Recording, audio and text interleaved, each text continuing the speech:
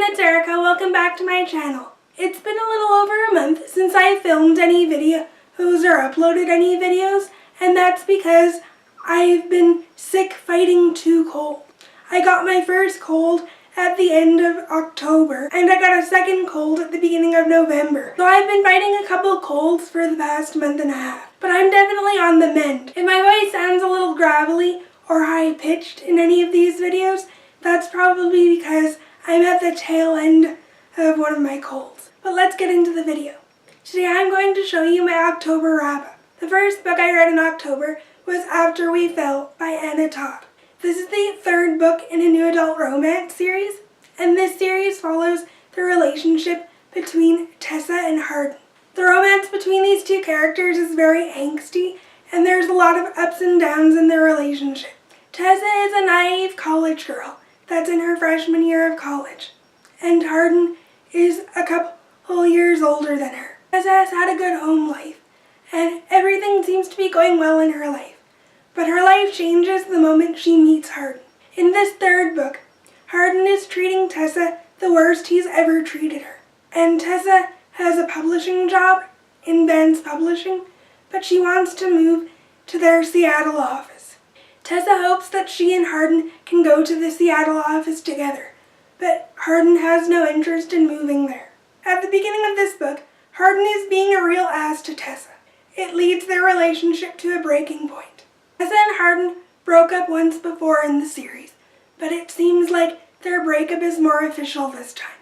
Tessa moves to Seattle for her publishing job, and they agree to give each other space, but they realize that they still have feelings for each other, and that they just can't seem to let each other go. So they talk on the phone frequently, and eventually Hardin comes to visit Tessa on the weekends. Throughout the story, you see a little character development on Hardin's part.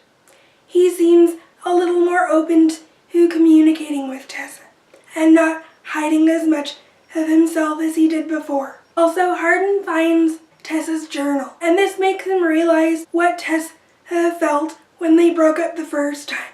And from finding this journal, this is what leads him to be more open with her.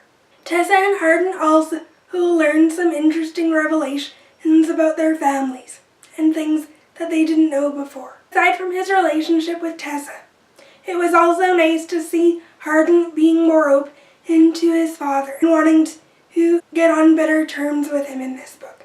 The conclusion to his book completely shocked me, and I'm wondering how his secret will turn Hardin and Tessa's relationship upside down. I believe I gave this book 4 out of 5 stars. In terms of the series, this is the book in the series where the plot has more meat to it, and things in the story and the characters get more fleshed out in this 3rd book. Next, I read After Ever Happy. This is the 4th and final book in the new adult romance series. At the beginning of this book, Tessa suffers a loss that makes her realize that she's no longer the same person she was when she first met Hardin and started college. The whole tone of this book is much more emotional and somber.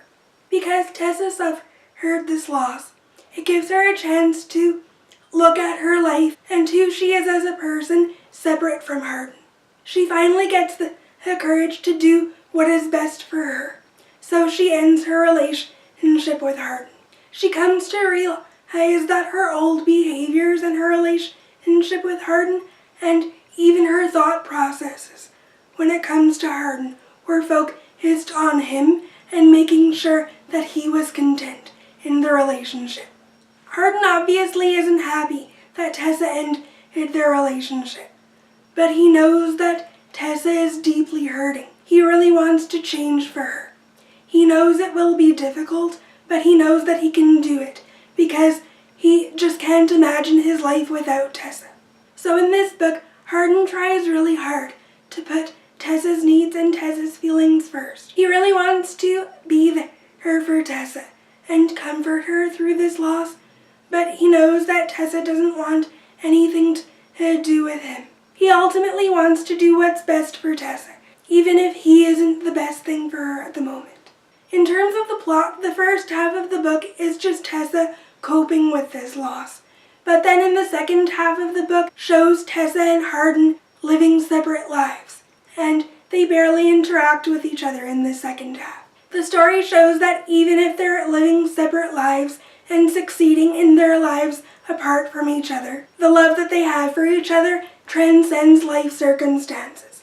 And even when they're apart, they still think of each other and can't seem to let each other go emotionally. I was a little surprised in this shift in the story. It seemed like something that eventually needed to happen, but it still surprised me. The author clearly wanted to show that even if the characters are living separate lives, they somehow always find a way back to each other. Hardin's character develops fully in this book. He is calmer when it comes to communicating with Tessa. He's more open overall and less reactive. I really liked seeing a maturity develop in Hardin and Tessa as well. They actually communicate and deal with the issues in their relationship. I'm glad that they got their happy ending and seemed to resolve some of their family issues as well. I was expecting to see a wedding between Hardin and Tessa, but we didn't get that in this book. Also, because this book was more emotional and for part of it the characters were living separate lives, this book was missing the fighting and the back and forth that Tessa and Hardin usually engage in. Because of that, I didn't find the story as engaging, but I still really enjoyed it nonetheless. I believe I gave this book 3 out of 5 stars. Since I was a little disappointed that Hardin and Tessa were living separate lives, and just some of the things that Tessa reacted to in this book. The next book I read was Before by Todd. This is the 5th book in the After series, and it's really more of a companion novel to the original series. This book is mostly told from Hardin's point of view, and it follows some of the key scenes in After just from Hardin's point of view. We also get to see perspectives from some of the side characters in the original series, and we get to know more of their backstories and some of their views on Hardin and Tessa's relationship. The next book I picked up is Born at Midnight by C.C. Hunter. This is the first book in a YA paranormal fantasy series, and it follows this girl named Kylie Galen, who's 16 years old, and her life is in turmoil. Kylie has always had a good relationship with her dad, but her mom has always been cold and distant. Kylie's mom is getting tired of her getting in trouble and her antics, so she sends her to Shadow Falls, a camp for troubled teens. I really liked Kylie as a main character. I felt he was relatable. I also liked the paranormal aspect of this book and the fact that we get to see more than one paranormal species, since there's multiple species at this camp. This book really jumps into the story right away, and you don't really get an explanation as to the paranormal beings or anything like that because you're trying to figure it all out, just like the main character is. This hooked me right into the story. When Kylie first gets to Shadow Falls, she's not really sure what kind of paranormal creature that she is. There's also a love triangle in this book. Kylie meets this guy named Derek, who's half fae. She also gets reacquainted with this guy named Lucas, who's a werewolf, and she and Lucas share a past. I really liked both Derek and Lucas in this book. They were both so kind to her in trying to help her figure out this paranormal world that she's sort of just thrust into. Kylie also meets 2 new friends, named Della, who's a vampire, and Miranda, who's a witch with dyslexia. The plot was intriguing and fast-paced. I enjoyed everything that happened in this book. Kylie also learns some interesting information about her family that she didn't know before coming to Shadow Falls. Kylie also learns that she can see ghosts. That's the only paranormal thing that she knows about herself. There's also tension between the different paranormal species because everyone's accusing everyone about interfering with some of the animals at the zoo. So it's up to Kylie and the rest of the people at camp to try to figure out what's going on. The conclusion to this book surprised me, and it made me eager to read the next book in this series. I believe I gave this book 4 out of 5 stars. I really enjoyed it. The next book I picked up was Rapture by Miranda. This is the first book in a YA paranormal duology. I don't remember much about his book other than the main character falls through a patch of ice on a lake. She ends up being dead for 15 minutes, but she somehow comes back to life, and since she's come back to life, she has these strange new powers. She can predict people's deaths, or she isn't sure if her new powers are causing other people to die. The main character's name is Delaney. She also meets his other character who she's not sure about, and this other character shares her same abilities. She's not sure if his person is an ally or a foe. Delaney also has this best friend named Dexter, and Dexter is hiding secret feelings for Delaney. I didn't really like this book. I remember feeling that the main character was really underdeveloped and there wasn't really an explanation about Delaney's powers, and the other character that she meets, there wasn't really much development in his character either. Delaney is mad at her best friend named Dexter because he's dating his other girl in her school that she doesn't really like. I didn't really find Delaney's jealousy believable because there is no indication that she has feelings for Dexter as well. So this jealousy to me is kind of unfounded. I found that the relationship between them was insta-love and it developed way too quickly. I didn't really like that part in this book. I didn't really get attached to any of the characters in Delaney's family. It's hinted that her mother might have mental health issues, but they're never really addressed or explained in this book, so I wasn't really attached to any of the characters in Delaney's family either. All of the characters overall in this book were just really underdeveloped and I didn't feel connected to any of them. Also, the plot was slow and not really fascinating throughout the story. I think I gave this book 2 out of 5 stars. This book was just poorly written overall, and I didn't find myself connected to it at all. The third book I read in October was Awake at Dawn by C.C. Hunter. This is the sequel to Born at Midnight. This book is more about Kylie trying to figure out what kind of paranormal creature she is. The majority of the plot is Kylie being torn between Derek and Lucas. To me, she got a little annoying at times because she was so back and forth when it came to Derek and Lucas, and I felt she should have just made a decision.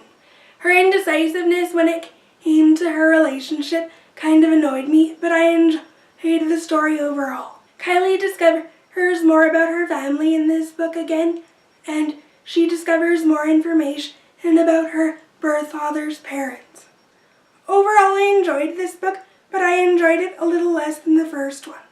Next up, I read Taken at Dusk by C.C. Hunter. This is the third book in the Shadowfall series. Kylie is still torn between Derek and Lucas in this book. I was leaning towards her being in a relationship with Lucas. Just when you think you know who Kylie is going to choose, something happens that makes her question everything. Kylie is also dealing with an amnesiac ghost. Also, Lucas is hiding things from Kylie in this book. Kylie and Lucas barely interact in this book. Derek is the one that helps her find more information about her family and helps her with her ghost issues. So I found myself liking Derek more in this book. Derek also admits that he loves Kylie, and Kylie is not really sure what to do with this. Kylie is even closer to figuring out what kind of paranormal creature she is. At the end of the book, she finally learns from her birth father that she's a chameleon. Kylie doesn't really have an idea as to what this means. I enjoyed this book more than the second one, so I ended up giving Taken at Dusk 4 out of 5 stars. Naturally, the next book I picked up was Whispers at Moonrise. This is the 4th book in the Shadowfall series. Kylie learns that she's a chameleon, and what this means is she is a blend of all of the paranormal species at Shadowfalls, and she can change her pattern at will. So when she changes her pattern, other people assume that's what she is. Kylie is also being visited by a ghost that looks like Holiday. She's not really sure if it is Holiday or if it's someone that just looks like Holiday. So she has to figure out what's going on. Lucas is busy working with his wolf pack and working with the council. He is hiding things from Kylie, and he promises that he is doing this to protect her. But Kylie isn't so sure how she feels about him in this book. This book made me realize that I did have a good idea as to who Kylie should end up with, but I wasn't sure how it would play out. I also enjoyed the side stories with Kylie's friends in this book. I do enjoy them as secondary characters in this series, so it's always good to hear about their lives as well. The fifth and final book in the Shadow Falls series is called Chosen at Nightfall. I really liked how this book wrapped up the series, and readers finally get to know who Kylie chooses to be in a romantic relationship with. I am happy that Kylie ended up with Lucas. I did feel that he did deserve to be with Kylie, since he's loved her since she was little, and they do share a past. However, I was kind of hoping that Kylie would give Derek a second chance, but this didn't end up happening. Kylie confronted the antagonist in this series and really came into her own and became all that she was supposed to be. I loved how this final book wrapped up the series. I believe I gave this book 4 out of 5 stars, and this book is my favorite in the series. I really enjoyed it. Next up, I ended up reading Reborn by C.C. Hunter. This is the first book in the spin-off series, called Shadow Falls After Dark. It follows the main character, Della Sang, one of Kylie's best friends from the previous series. And Della Sang is a vampire who's Chinese American. She doesn't really have a good relationship with her family, since her family believes that she's a drug addict and they don't really trust her. They don't know that she's a vampire, so this makes her family life difficult, and her family doesn't really pay attention to her anymore. Della is training to be an agent in the Fallen Research Unit, which is a special unit of the FBI that is in charge of the paranormal community and hiding paranormal activity from humans. Della is in somewhat of a romantic relationship with a shapeshifter named Steve, but she keeps him at arm's length and prefers to keep the relationship casual. There's also a new vampire at Shadow Falls named Chase. Della is also haunted by a ghost, and with the help of Holiday and the FRU, she needs to figure out what's going on. Chase is also working her FRU case. There's also a lot of family drama, so Della is also caught in the middle of that. On top of everything, Della is also dealing with an illness that she's not telling anyone about because she doesn't want the sickness to affect her work at the FRU. This sickness involves who she is as a vampire and who other people in her family might be. So I enjoyed the twist of learning about this. The conclusion to his book shocked me. I really didn't know what to think about it, and it made me really intrigued to read the next book. Therefore, the next book I picked up was Eternal. This is the second book in the Shadow Falls After Dark trilogy. This book follows where the previous one left off. Della is being confronted with a new ghost in this book. She's also a reborn vampire, so she's adjusting to her new and stronger powers. Della is also handling a new case. Her and Chase get closer in this book. I didn't like the fact that Chase assumed that he had a claim on Della, just because that they're both reborn vampires and that they're bonded, given the events in the previous book. Chase made it sound like a relationship between them or a connection between them was just a foregone conclusion, and I didn't like that aspect of the relationship. I was also surprised the new developments that developed in Della and Chase's romance. I could see the conclusion coming. That left me wondering if Della could resolve her relationship with Chase, or if they're even able to have a future relationship. Next, I picked up Unspoken. This is the third and final book in the Shadow Falls After Dark series. Della has returned home, since she needs to prove that her father was falsely accused of murder. Also, Della is handling multiple cases at one time for the FRU, and she has no idea what to do about her relationship with Chase. I enjoyed the multiple points of view in this book. We get to see Della's perspective as well as Chase's. The dual perspective really helped me understand Chase more as a character, since I didn't really like some of his attitude in the previous books. This book made me see that he still really loves Della, and that he'll fight for her no matter what. Della and Chase both have a tough attitude, but also a vulnerable side, so they're definitely well matched together. Della also made peace with her relationship with Steve, and this book showed me that Della and Steve are better off as friends. Della acts too quickly sometimes, without thinking of the consequences, but she cares deeply for the people that she loves, and she's a really humorous character, so I really loved Della overall in this trilogy, and I could definitely see myself rereading it. I would say that it's a stronger series compared to the Shadow Falls series. The author really grew as a writer in terms of the character development and plot, as well as the relationship development, whether it's the interactions with the side characters or the development in the main romance in the series between Della and Chase. The original Shadow Falls series is weak sometimes in these areas, but the spin-off series really nailed all of these areas perfectly. I also finally read Midnight Hour by C.C. Hunter. This is the 4th book in the Shadow Falls After Dark series. It's actually from Miranda's point of view, the bubbly witch with dyslexia that Kylie and Della are friends with at Shadow Falls.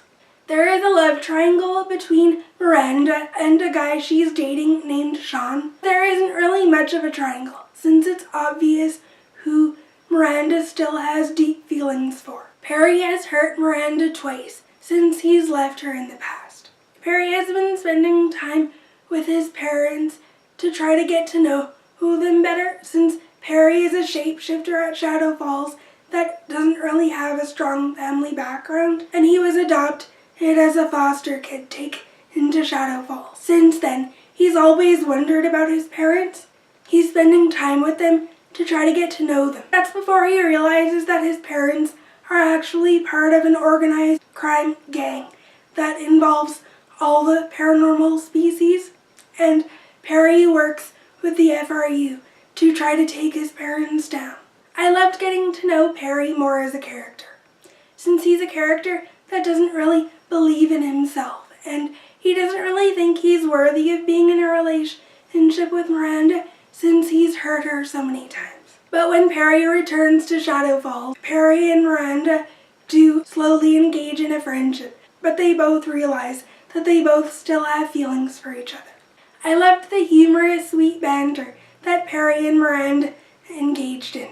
It was sweet but also funny. Aside from the main relationship, I enjoyed the plot in this book. It was really action-packed, and I liked just how much of an effort Perry took in taking his parents down.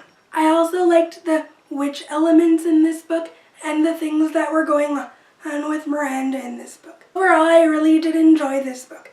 I gave it 4 out of 5 stars, and I was sad that this is the final book in the Shadow Falls After Dark series. I'm definitely going to miss it, and I could see myself rereading this series. Those are all of the books that I read in October. I know that this wrap-up was kind of long, but I hope you still enjoyed it.